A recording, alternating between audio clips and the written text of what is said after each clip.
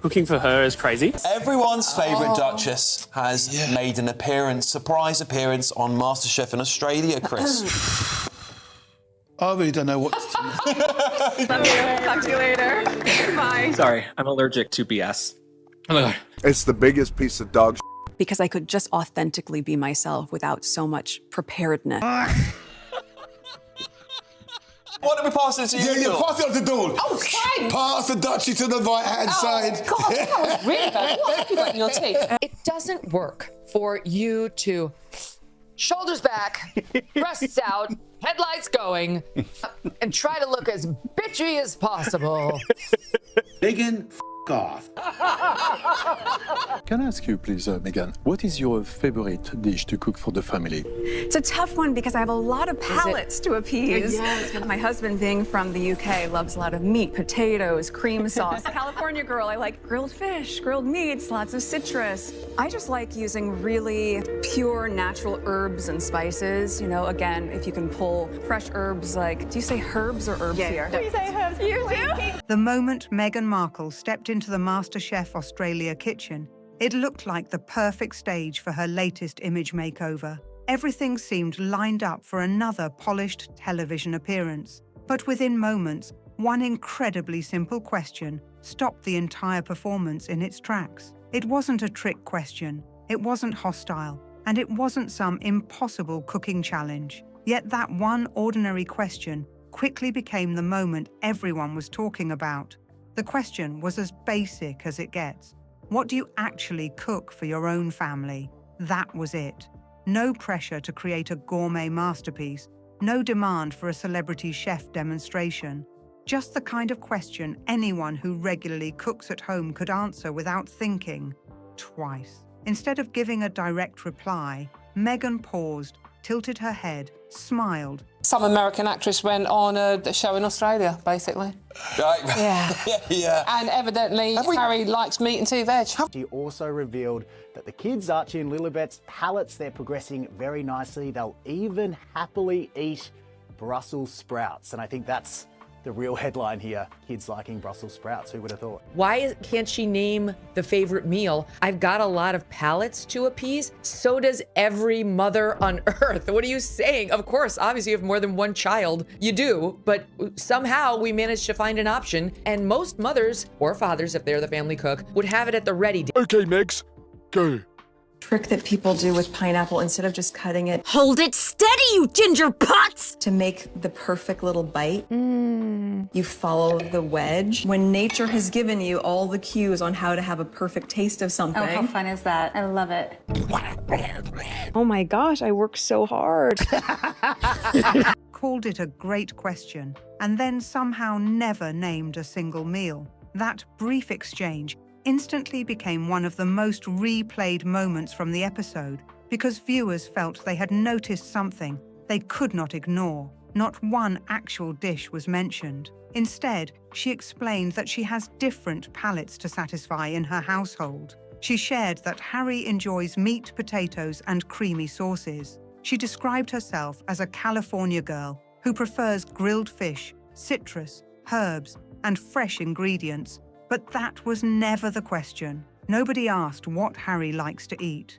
Nobody asked for her lifestyle philosophy. Nobody asked her to list ingredients sitting in her kitchen. The question was simply, what dish do you cook? Yeah, what she said. She took forever to get the spoon up to her mouth. Like, that was her evincing her disgust. Like, she didn't want to try it. She was already disgusted when he said he was going to do it. In fact, she was outraged. We've had MasterChef royalty in the kitchen before, but no one like this. All the way from sunny California, please welcome to MasterChef Australia, the Duchess of Sussex, Meghan Markle! This woman is being paid millions of dollars to show how to cut into a pineapple. Oh my God. Who the hell is sated by one tiny little bite of pineapple? They get a 30-minute warning before the end of the challenge. And Meghan Markle is told, they've got 30 minutes if you'd like to just announce it. She said, I don't like shouting. So she was that sounded quite Trump-like, didn't it? So she went to each individual contestant and just went, just so you know, you've got 30 minutes left. Because she didn't like shouting. All she does is crudités and dips and fruit. So she's a woman who has a cooking and lifestyle show, who sells cooking and lifestyle products, is appearing on a cooking reality show, but she doesn't cook. She makes dips with crudités. Because I'm sorry, that is the easiest question to answer. And she doesn't cook for Harry. Poor Harry. He's not getting home cooking from Meghan Markle. Yet the woman who has built so much of her latest public image around cooking, hosting, recipes, jam, gardening, and beautifully presented food never gave the audience the name of one specific meal. That moment has continued following her ever since because many viewers believed it cut straight through the carefully crafted image. Most people who cook for their family have an answer ready almost instantly. Pasta, roast chicken, tacos, curry, soup, stir-fry. Even something as simple as grilled sandwiches. The specific meal hardly matters. What matters is having one. Instead, I think when Meghan Markle comes on screen, I just start to sneeze. I think I'm allergic to her. It's my allergies this summer. Hi, oh my God, it's been so long, Miss Meghan Markle. Meghan Markle did not make many friends on the set of MasterChef Australia. In fact, they couldn't wait for the taping day to be over. I know, what a coincidence, right? Thank goodness the team at MasterChef were filming for that totally random and natural, unscripted moment when Harry called Meghan as she was judged. I totally agree, and it was obvious when you watched her stupid show that her biggest recipe was the Martha Stewart recipe for one-pot pasta, which she stole. It was very clear if you line up the two recipes next to each other, they are virtually identical, which tells you a lot. And also looking around and wondering, how on earth did I get here? I love this dish. I mentioned my husband is a real meat and potatoes kind of guy. This feels like the most elegant, elevated version of that. H would love this dish. Oh, good. Oh, good. As long as H would love it. That's what they're all there for. As long as your tool of a husband would love it. Meghan gave viewers broad categories, fresh ingredients, and another polished explanation. She spoke about flavors and preferences, but never answered the actual question. Once the interview aired, television programs, online commentators, and social media users replayed the clip repeatedly, with many debating why such a straightforward question produced such a complicated response. This was MasterChef Australia, not a relaxed lifestyle chat on a daytime talk show. She was sitting among people whose entire careers revolve around cooking, food, recipes, and kitchen skills. Yet the celebrity presented as someone with authority in that world appeared caught off guard by the most basic food question of the day. The appearance was supposed to strengthen the idea that she belonged in that chair. Instead, it left many viewers asking a different question altogether. This dish is 10 out of 10.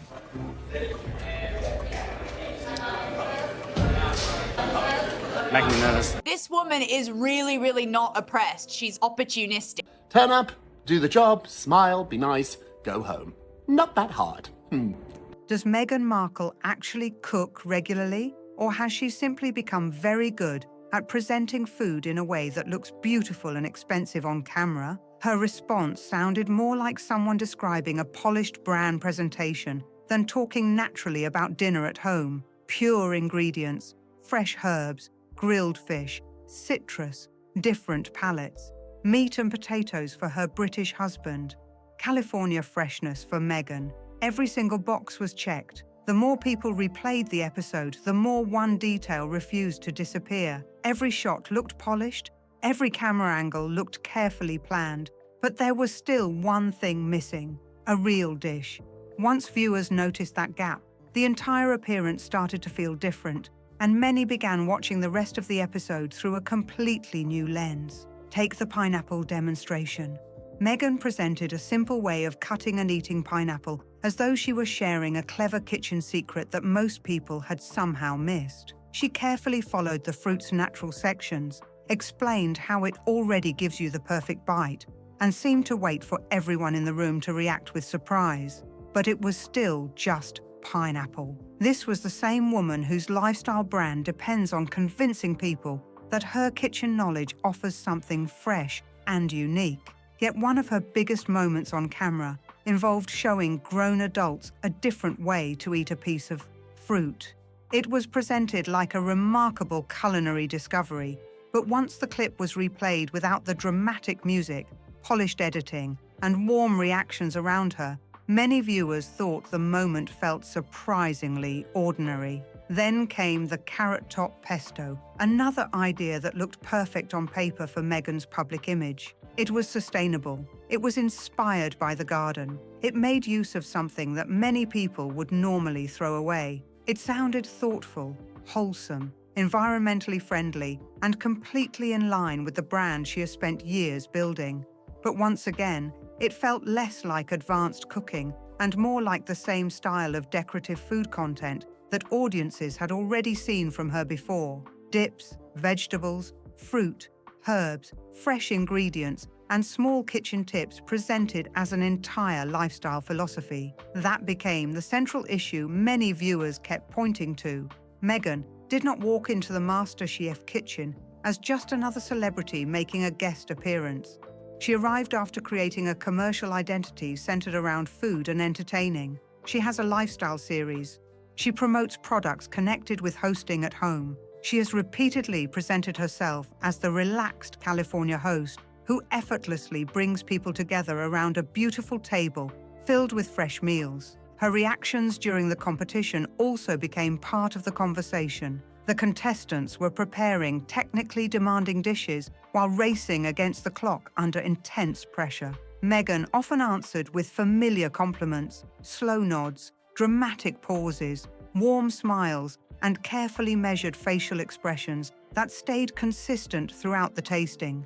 She came across less like someone carefully evaluating the technical details of each plate and more like someone trying to present the image of what a television judge should look like. A spoon would slowly rise toward her mouth, and suddenly the tasting became its own performance. Her lips tightened, her eyes narrowed, her head tilted slightly. The silence stretched just a little longer. Every single bite seemed designed to create another memorable reaction shot for the cameras. The focus gradually drifted away from the contestant who had prepared the dish and shifted toward Meghan herself, with viewers paying more attention to her expressions than the food sitting right in front of her. That unexpected shift became another talking point after the episode aired, adding even more discussion to an appearance that was already generating plenty of debate. As the episode went on, the same pattern kept repeating itself, and more viewers began noticing it.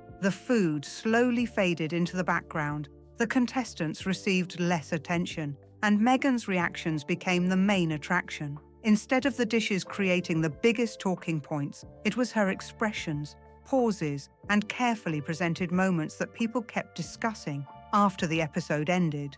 Even her wardrobe seemed to add to that feeling. MasterChef Australia is known for being bright, colourful, energetic, and full of constant movement. Meghan arrived wearing almost entirely black, giving the impression that she had stepped in from a completely different television production. While the kitchen buzzed with heat, lively conversation, delicious food, and cheerful chaos, she remained polished, composed, carefully controlled, and visually separate from almost everything happening around her. Then, the dessert conversation created another moment that initially sounded charming until people thought about it for more than a few seconds. Meghan explained that when the little ones ask for dessert, they can have something sweet if they're able to pick it themselves. The story was clearly meant to paint a picture of a beautiful garden, fresh fruit growing nearby, and a healthy family tradition built around nature. Then someone mentioned chocolate. Naturally, chocolate is not something children can simply pick from a backyard tree. It was only a brief exchange,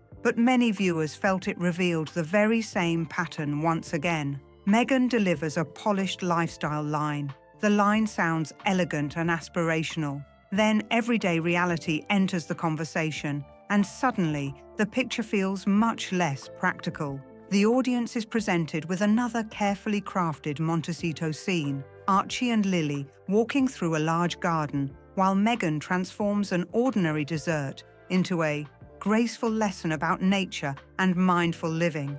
Nothing is ever allowed to feel completely ordinary. Even pudding seems to arrive with its own philosophy, and that helps explain why so many television commentators focused on these moments afterward. The host did not need to invent an elaborate controversy or force dramatic conclusions. They simply replayed what viewers had already watched. Meghan's own appearance supplied nearly everything people discussed afterward: the unanswered cooking question, the pineapple demonstration, the dramatic tasting reactions, the garden conversation, and the noticeable gap between the expert image she was expected to represent and the level of expertise that viewers believed they actually saw on screen. Perhaps the sharpest observation was also the simplest one of all. Here was a woman with a cooking show, a lifestyle business, and products connected to the kitchen appearing on Australia's biggest cooking competition. Yet she often seemed unsure how to answer even the most straightforward questions about cooking.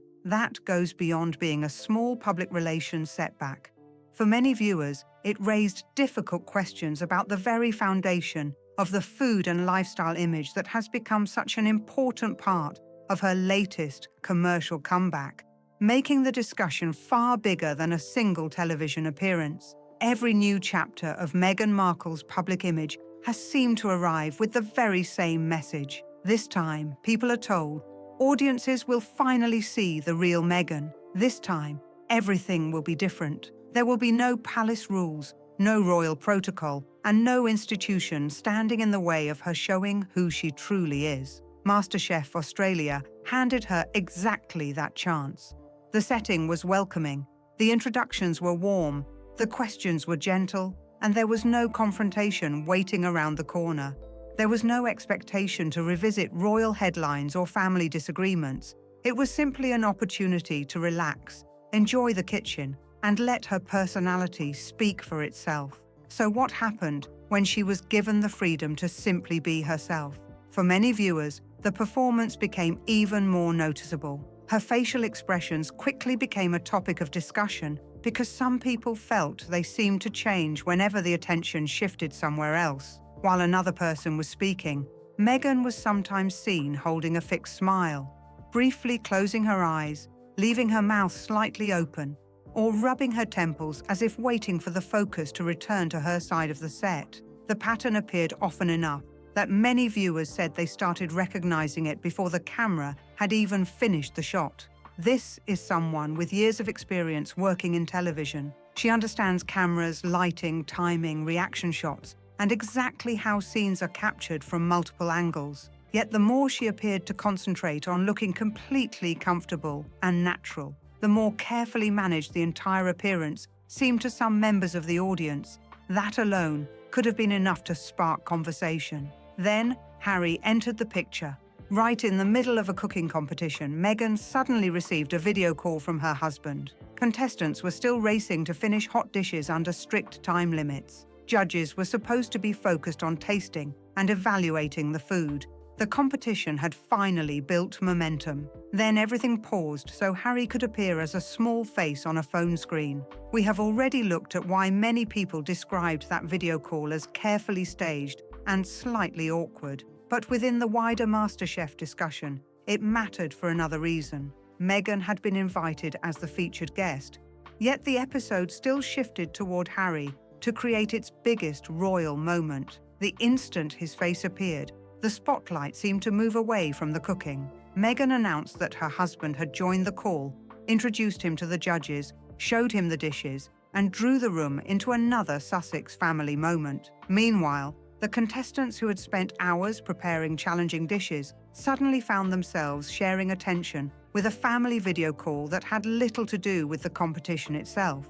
Rather than making Meghan appear more central to the episode, the moment left some viewers feeling that the appearance still leaned heavily on the royal connection that immediately captures public attention. The program may have invited Meghan as its featured guest, but many of the headlines afterward focused on Harry's brief cameo instead. She even continued bringing him into the judging conversation, with one meat and potatoes dish becoming something Harry would enjoy, while another plate created another opportunity to describe his preferences.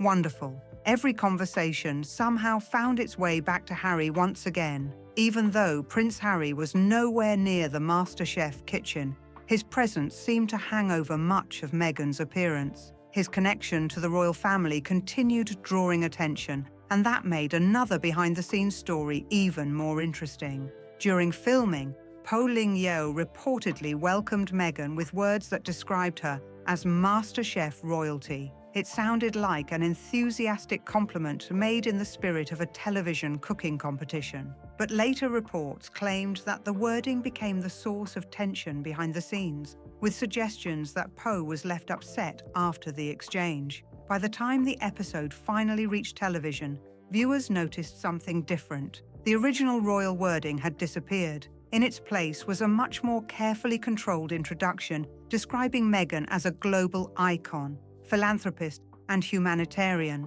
That change did not quiet the discussion. Instead, it made the situation appear even more carefully managed. Meghan was still introduced as the Duchess of Sussex, and the cooking challenge itself was promoted around preparing a dish considered worthy of a duchess. Her title remained an important part of the promotion, helping generate headlines, attract attention, and add extra interest to the episode. Yet the specific word royalty reportedly became the issue. That contradiction stood out to many observers. The royal connection could help promote the appearance, elevate the introduction, and transform an ordinary celebrity guest judge into an international talking point. But if that same connection later became uncomfortable or inconvenient, the language reportedly needed to be softened, adjusted, or removed altogether. Reports surrounding deleted scenes only added to the impression that the final broadcast had been carefully shaped before reaching viewers. Before the episode aired, stories described an uncomfortable atmosphere on set, disagreements surrounding the introduction, and claims that Po had been left emotional afterward. Then, audiences watched a finished episode where almost everything appeared cheerful, relaxed, and completely friendly. The introduction had been changed, and any awkwardness seemed buried beneath upbeat music, warm smiles, and generous compliments. Editing may be able to remove an uncomfortable exchange, but it cannot completely erase the overall atmosphere that viewers think they notice in the remaining footage. Throughout the episode, Po brought warmth, humor, and encouragement to the contestants while keeping the competition moving with lively energy. Meghan, however, often appeared to absorb that atmosphere rather than add much to it herself, at least in the opinion of many viewers following the discussion online. And after everything else, it still was not the food that created one of the biggest talking points. Instead, it was the story she shared about her childhood. During MasterChef, Meghan spoke about growing up surrounded by California produce, fresh ingredients, and a mother she described as an incredible cook. It was an ideal backstory for the role she was presenting throughout the episode. The food enthusiast had grown up around cooking. The lifestyle host had learned warmth, hospitality, and a love of fresh flavors at home. For many viewers, it sounded like the perfect foundation for the image she was hoping to present. On her own Netflix series, Meghan described herself as a latchkey young person who often came home to an empty house, relying on fast food, tacos, and microwave meals to get through the day. In a public letter about paid leave, she shared a different memory centered on visits to the inexpensive Sizzler salad bar, describing it as a special family treat that meant a great deal at the time. In earlier writing, she also recalled regular lunches with her father at Musso and Frank, one of Hollywood's most famous and historic restaurants. Those memories are not necessarily incompatible. Different families experience different moments throughout life, but what caught many people's attention was that each version seemed to become the defining story that best supported the message being presented at that particular moment. When the focus is overcoming hardship, the childhood centers on fast food and budget-friendly salad bars. When the story calls for Hollywood roots, it shifts toward lunches at an iconic restaurant. When the goal is building cooking credibility on MasterChef, the picture becomes farm-to-table California living alongside an exceptional home cook. To many viewers, the story appeared to adapt to the setting, and that became one of the biggest talking points after the episode aired. In the end, MasterChef did not expose a disastrous recipe or feature a dramatic confrontation that dominated the headlines. Instead, many felt they were watching something far more significant unfold. They believed they were seeing the Meghan Markle brand operating in real time. A simple question is asked, she pauses. A polished phrase fills the silence. The answer gradually shifts toward the image that best fits the moment. The production adds uplifting music. The title adds prestige. Harry provides the royal connection through a surprise video call. Any uncomfortable wording reportedly disappears in the final edit. Everyday moments are presented as elegant life lessons. This time, however, many viewers felt the cameras lingered just long enough for that pattern to become part of the conversation. What stood out to many people was not one dramatic mistake, but the repeated pattern that seemed to unfold throughout the episode. Small moments that might have passed unnoticed on their own began connecting together. The missing answer about a favorite family meal, the pineapple demonstration, the carefully delivered lifestyle stories, the emotional tasting reactions, the video call. Viewed separately, each moment appeared harmless. Viewed together, they created a much larger conversation about image, authenticity, and presentation. That is why clips from the episode continued circulating online long after the broadcast ended, with viewers comparing scenes and debating whether the appearance achieved what it originally set out to accomplish. The appearance was expected to reinforce the image of someone who is warm, approachable, confident in the kitchen, and fully prepared to lead a successful lifestyle brand. Instead, many viewers left discussing very different questions. Do these stories genuinely reflect everyday life? Why did the Harry video call happen in the middle of a cooking competition? Why was the introduction reportedly changed? What really happened behind the scenes with Poe?